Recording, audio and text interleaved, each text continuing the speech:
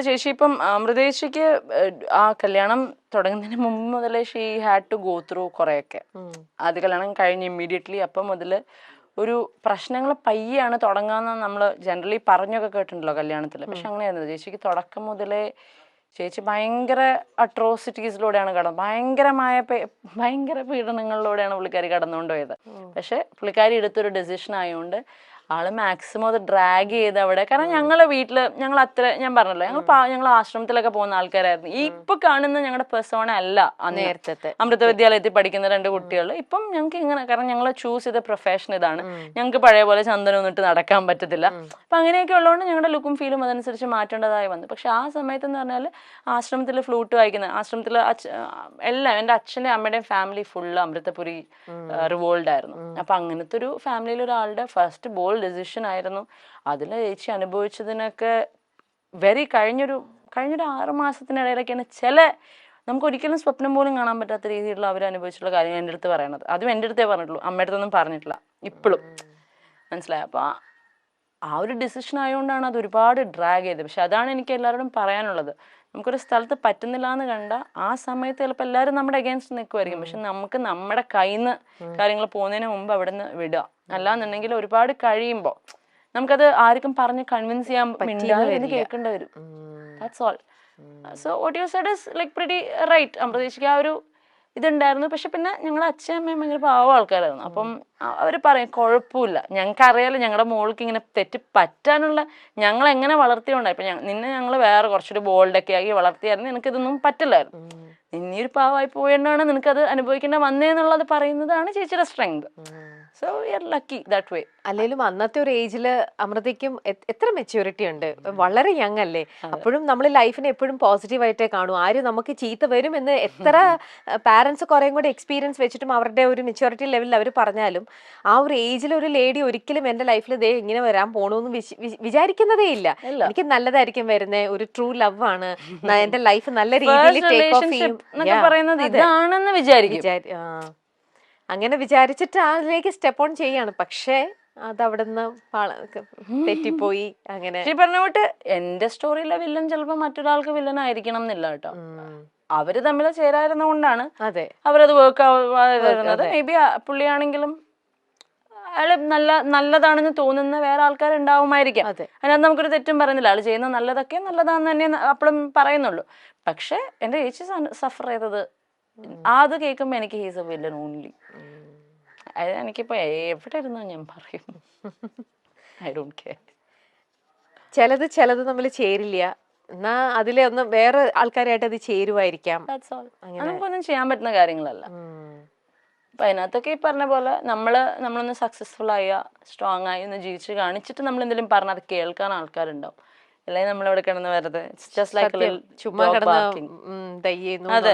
Victim card കളിക്കണോ, പെണ്ണിന്റെ ഇത് പറയണോ, ചുമ്മാ അതാ. കാരണം വേറെ കുറെ കഥകൾ നമുക്ക് അറിയാവുന്നതാണ്, where women are villain. So നമ്മുടെ നാടാണെങ്കിലും കുറച്ചുകൂടെ ആണുങ്ങൾക്ക് ഒരു ഇതുള്ളതാണ്. അപ്പൊ ഇതൊക്കെ നമുക്കൊന്നും ചെയ്യാൻ പറ്റുന്ന കാര്യങ്ങളല്ല. പോട്ടെ, സമയം വരും. കീപ്പിംഗ് ക്വയറ്റ് അറ്റ് ടൈംസ് അത് ഭയങ്കര ഹെൽപ്ഫുൾ ആയിരിക്കും. പക്ഷെ എന്റെ ചേച്ചി മിണ്ടായിരുന്ന പോലെ മിണ്ടായിരുന്ന പറ്റില്ല. അതെ, പറ്റില്ല. അത് ആരും ഒരുപാട് വർഷത്തേക്കൊന്നും മിണ്ടായിരിക്കരുത്. ഒരു 10-20 മിനിറ്റ് ഒക്കെ മിണ്ടായിരിക്കും, എന്നിട്ട് മിണ്ടണം. പറയാൻ കേൾക്കാനുള്ളത് എന്താന്ന് വെച്ചാൽ കേട്ട് കൊടുത്തോളൂ.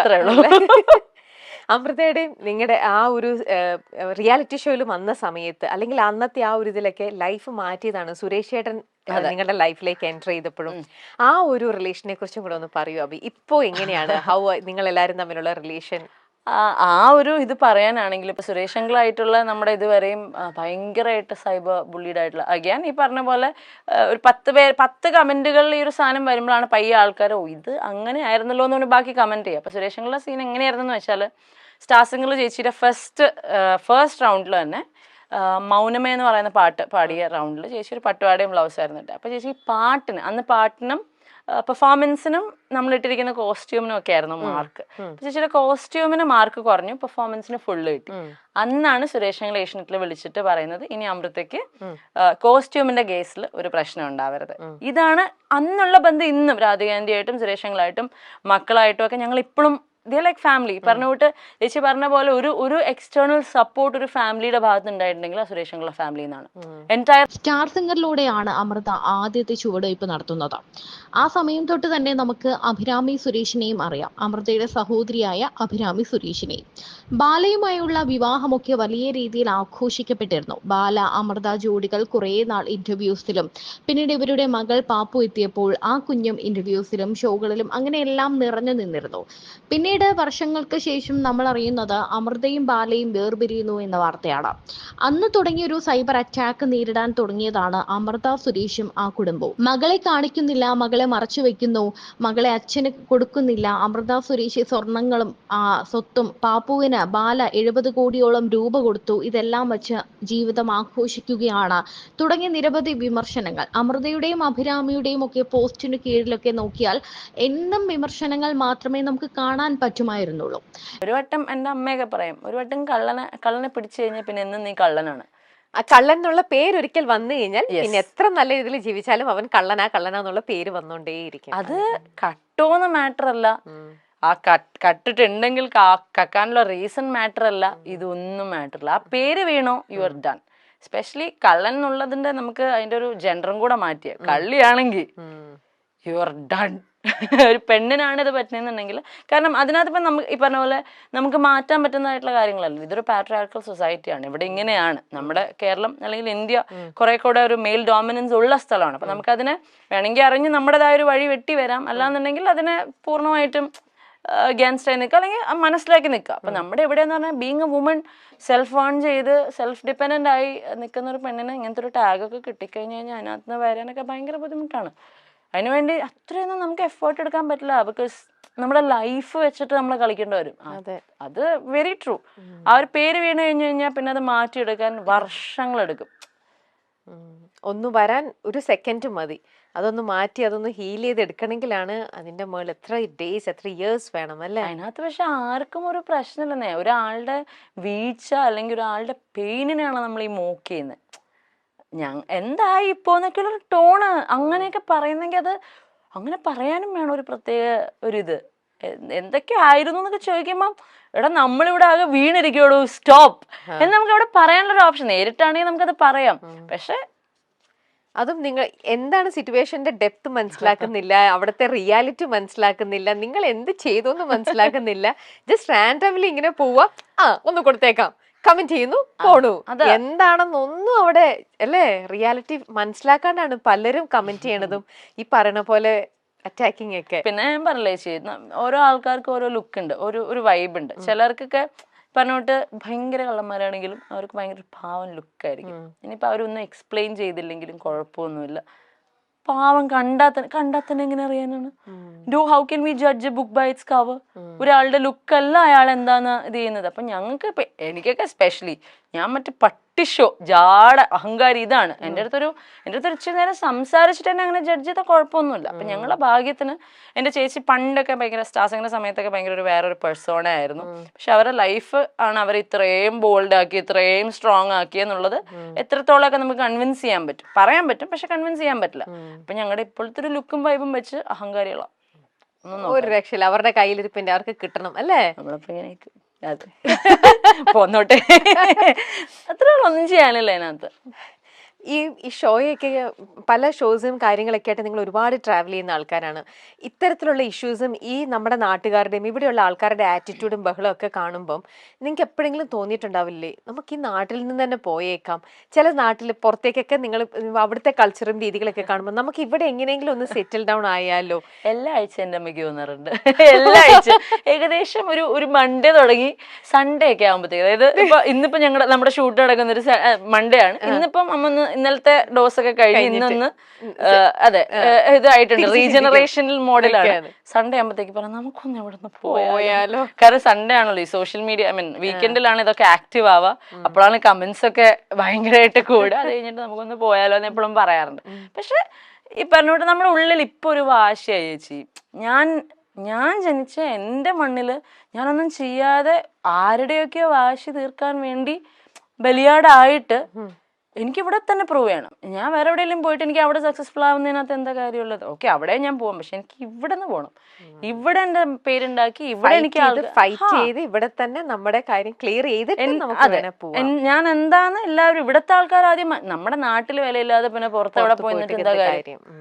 V love our place. ഞങ്ങളുടെ നാട് ഞങ്ങൾക്ക് അത്രയ്ക്ക് ഇഷ്ടമാണ്. ഇവിടെ വന്നിരിക്കുന്ന ആൾക്കാരെ തെറ്റിദ്ധാരണയാണ്, അത് ക്ലാരിഫൈഡ് ആവും. എന്നിട്ട് പുറത്ത് എവിടെയാന്ന് വെച്ചാൽ പോയി സെറ്റിൽ. അപ്പൊ ഇതന്നെ അമ്മ അടുത്തും പറയാറുള്ളൂ, അമ്മ ഇതിലെന്താ കാര്യം? അവിടെ പോയി കഴിഞ്ഞാൽ നമുക്ക് നാട് മിസ് ചെയ്യും, നമ്മുടെ സ്ഥലം മിസ് ചെയ്യും, നമുക്ക് സമയം വരും, അങ്ങനെ തന്നെ പറയും. അല്ല പിന്നെ പറഞ്ഞു മാനിഫെസ്റ്റഡ് ആവുമായിരിക്കും അത്. രണ്ടാമത് ബാല എലിസബത്ത് എന്ന ഡോക്ടറിനെ വിവാഹം ചെയ്തു. അത് നിയമപരമായിട്ടുള്ള വിവാഹമല്ലായിരുന്നു. എന്നാൽ പിന്നീട് ആ ബന്ധവും ഉലഞ്ഞു. കരൾ ശസ്ത്രക്രിയയ്ക്ക് വന്ന സമയത്ത് ഒപ്പം നിന്നെങ്കിലും എലിസബത്ത് ബാലയിൽ നിന്ന് പൂർണ്ണമായും അകന്നു പോകുന്ന ഒരു കാഴ്ചയാണ് നമ്മൾ കണ്ടത്. പിന്നീട് ഇവർ വേർപിരിഞ്ഞു. ഇപ്പോൾ ബാല 4ാമതും വിവാഹം ചെയ്തു. ബാല ആദ്യമേ ചന്ദന എന്നൊരു പെൺകുട്ടിയെ സ്നേഹിച്ച് വിവാഹം ചെയ്തിരുന്നു എന്ന് അമൃത സുരേഷാണ് വെളിപ്പെടുത്തിയത്. അതുവരെയും ബാലയെ പറ്റി എല്ലാവർക്കും നല്ല ഇമേജ് ആയിരുന്നു. ബാല പല കണ്ടന്റുകളും ഫേക്കായി അമൃതയ്ക്കും കുടുംബത്തിനും എതിരെ ഉപയോഗിച്ചതായും പുറത്തു വന്നിരുന്നു.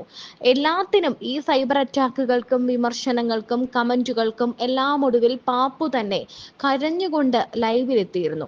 ഒരു വീഡിയോ പങ്കുവച്ചുകൊണ്ട് താൻ അമ്മയ്ക്കൊപ്പമാണ്, തന്റെ അമ്മയാണ് ശരി, തന്റെ അച്ഛൻ തനിക്കൊന്നും ചെയ്തിട്ടില്ല, പറയുന്നതെല്ലാം പച്ചക്കള്ളമാണ് എന്ന് പറഞ്ഞുകൊണ്ട് പാപ്പു ലൈവിലെത്തിയിരുന്നു. അതിനുശേഷമാണ് കാര്യങ്ങളെല്ലാം മാറി മറിഞ്ഞത്. അതിനുശേഷം ഇനി പാപ്പുവിന് അച്ഛനില്ല, അച്ഛൻ ഇനി ഒന്നിനും വരില്ല എന്ന് പറഞ്ഞ് ബാല വന്നിരുന്നു. പിന്നാലെ ബാല 4ാമത് വിവാഹം ചെയ്തു. ഡെഫിനറ്റ്ലി എൻ്റെ ക്ലോസർ സർക്കിളിലുള്ള ആർക്ക് എന്നെ പറ്റി ഒരു ചെറിയ തെറ്റിദ്ധാരണ വന്നാലും ഞാൻ അത് വിളിച്ച് സോൾവ് ചെയ്യുന്ന ആളാണ് maximum. When it comes to a large scale, ഈ എന്റർടൈൻമെന്റ് മീഡിയയിലൊക്കെ നിൽക്കുന്ന ഒരു സിനാരിയോ വരുമ്പം ഒരു പരിധി വരെയൊക്കെ ഈ പറഞ്ഞ കുട്ടിയെ നമ്മൾ എഫക്ട് ചെയ്യാതിരിക്കാൻ വേണ്ടിയിട്ട് നമുക്കത് അവോയ്ഡ് ചെയ്ത് പോവാം. പക്ഷെ എന്നെ വളർത്തുന്നവരുടെ മുമ്പിൽ എന്നെ പറ്റി ഒരു റോങ് ആയിട്ടുള്ള ഇൻഫർമേഷൻ അറിയുന്നുണ്ടെന്നുണ്ടെങ്കിൽ, അവരിലേക്ക് എത്തുന്നുണ്ടെന്നുണ്ടെങ്കിൽ അത് ക്ലാരിഫൈ ചെയ്യാൻ ആഗ്രഹിക്കുന്ന ആളാണ് ഞാൻ. കാരണം ഞാൻ മിണ്ടായിരുന്ന അതെല്ലാവരും മറന്നോളുമല്ലോ എന്ന് ഞാൻ ഒട്ടും വിചാരിക്കുന്നില്ല. കാരണം എന്റെ മുമ്പിൽ എന്റെ ചേച്ചിയുടെ ലൈഫും ഉണ്ട്. ഞാൻ മിണ്ടായിരുന്നു കഴിഞ്ഞാൽ പയ്യെ അവർക്ക് മനസ്സിലാവും. എങ്ങനെ മനസ്സിലാവാനാണ്? എന്റെ സൈഡ് ആൾക്കാർക്ക് പറയാതെ എങ്ങനെ മനസ്സിലാവാനാണ്? അപ്പം ഈ ഒരു ലോകത്ത് ഞാൻ പറഞ്ഞില്ലേ, ഈ പറഞ്ഞ പോലെ നമ്മൾ ജെന്യൂൻ ആയിട്ട് നിൽക്കുകയാണെന്നുണ്ടെങ്കിൽ കോൺസ്റ്റന്റ്ലി നമ്മളെ പറ്റി എന്തെങ്കിലും ഒരു തെറ്റായ കാര്യം പറയുകയാണെങ്കിൽ ആൾക്കാരെ പറഞ്ഞ് ബോധിപ്പിക്കേണ്ട ഒരു റെസ്പോൺസിബിലിറ്റി ഉണ്ട് നമുക്ക്. കാരണം നമ്മളെ വളർത്തുന്ന ഓഡിയൻസ് തന്നെയാണ്, അവർക്കാണ് ഒരു മിസ്അണ്ടർസ്റ്റാൻഡിങ് വന്നിട്ടുള്ളത്. അപ്പോൾ അവരെ നമ്മളത് കാര്യം കാരണം they are like A family. ഇതൊരു എക്സ്റ്റെൻഡഡ് ഫാമിലി തന്നെയാണ്. ഇപ്പം ഞങ്ങൾ വ്ളോഗേഴ്സ് എന്നൊക്കെ പറയുമ്പോഴത്തേക്കും AG വ്ളോഗ്സ് ഒക്കെ തുടങ്ങുന്ന സമയത്ത് ഞങ്ങൾക്കൊരു വലിയ കുടുംബം ഉണ്ടായിരുന്നു. ഈ ഫോളോവേഴ്സ് ആയിട്ട് വന്ന ആൾക്കാർ ഒരു ഫാമിലി ആയിരുന്നു. അപ്പം അത് ഞങ്ങൾക്ക് ബിഗ് ബോസിലൊക്കെ പോയി കഴിഞ്ഞപ്പോഴത്തേക്കും ഇടയ്ക്കൊരു വലിയ ബ്രേക്ക് ഒക്കെ വന്ന് നിന്ന് പോയി. പക്ഷെ എന്നാലും ഇന്നും ഞങ്ങൾക്ക് ഒരുപാട് ഫോളോവേഴ്സിൻ്റെ പേരും മുഖമൊക്കെ ഓർമ്മയുണ്ട്. ഞങ്ങൾ ഇന്നും ടച്ചിലല്ല എന്നുണ്ടെങ്കിലും. അപ്പം നമ്മുടെ വീട്ടിൽ നമ്മളെ പറ്റി ഒരു തെറ്റായ കാര്യം എത്തിക്കഴിഞ്ഞാൽ നമ്മളവിടെ ക്ലാരിഫൈ ചെയ്യുന്നുണ്ടെങ്കിൽ അതേ എക്സ്റ്റെൻഡഡ് ഫാമിലിയാണ് ഈ ഓഡിയൻസും. അവരുടെ അടുത്തും ഒരു പരിധി വരെയൊക്കെ നമ്മൾ ക്ലാരിഫൈ ഉണ്ടെന്ന് ഞാൻ വിശ്വസിക്കുന്നുണ്ട്. പക്ഷെ മറ്റേ ആറ്റിറ്റ്യൂഡും കുഴപ്പമൊന്നുമില്ല. I don't care, it's part of the game എന്ന് പറഞ്ഞ് പോകുന്നതിനും ഒരു തെറ്റുമില്ല. പക്ഷെ ഞാൻ എൻ്റെ ഒരു സിനാരിയോ വരികയാണെങ്കിൽ എന്നെപ്പറ്റി ആരെന്ത് പറഞ്ഞാലും ഞാൻ അപ്പം ഒന്നിരിക്കും. ചിലപ്പോൾ അതിൻ്റെ ട്രോമ ആയിരിക്കാം ചേച്ചിയുടെ കേസിൽ, പക്ഷെ ഐ വിൽ ക്ലാരിഫൈ. ഒന്നും പിന്നത്തേക്കില്ല, എല്ലാം അപ്പ തന്നെ. ശരിയല്ല, ഉറക്കുമ്പോൾ